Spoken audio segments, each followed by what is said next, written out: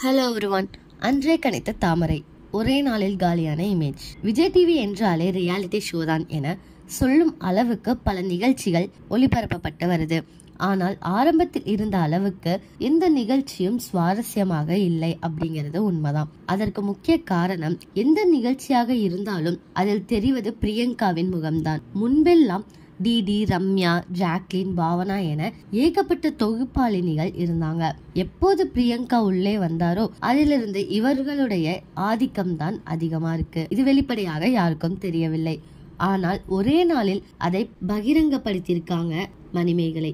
அந்த விஷயம் தற்பொழுது பற்றி எறிந்து வரும் நிலையில் பிரியங்காவின் ஒரிஜினல் முகம் இதுதான் அப்படின்னு பல வீடியோக்கள் மீடியாவை சுற்றி வருது. அதிலும் பிக் பாஸ் சீசன் 5 நிகழ்ச்சியில் கலந்து கொண்ட போது பிரியங்கா எந்த அளவுக்கு ஆணவத்தில் ஆடினார் என்பதை நாம் பார்த்தோம். தாமரை, நிரூப் ஆகியோர் இவரின் குணத்தை அம்பலப்படுத்தியிருக்காங்க.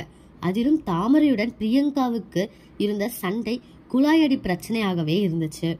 அன்றே கணித்து சொன்ன தாமரை, அந்த அளவுக்கு இருவரும் ஒருவரை ஒருவர் ஆயுதத்தால் தாக்காதுதான் பாக்கி. ஆனால் அப்போது கூட தாமரைக்கு எதிராக பல கருத்துகள் எழுந்தது.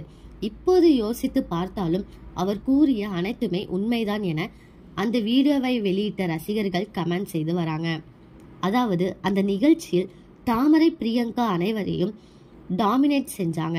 தனக்கு கீழ்தான் அனைவரும் இருக்க வேண்டும், தன்னை மீறி யாரும் வளர்ந்து விடக்கூடாது என சில வேலைகளை பார்ப்பதாக சொல்லியிருந்தாங்க. கிட்டத்தட்ட மணிமேகலை விஷயத்திலையும் இதுதான் நடந்திருக்கு. இத்தனை வருடங்களாக விஜய் டிவியில் அவரை தாங்கி பிடித்து வந்த நிலையில் இப்போது அவருடைய இமேஜ் காலியாகி இருக்கு. ஆனால் இதற்கும் சேனல் தரப்பு ஏதாவது ஒரு வேலையை பார்த்து பிரியங்கா நல்லவர் என காட்டினாலும் ஆச்சரியப்படுவதற்கு எதுவும் இல்லை.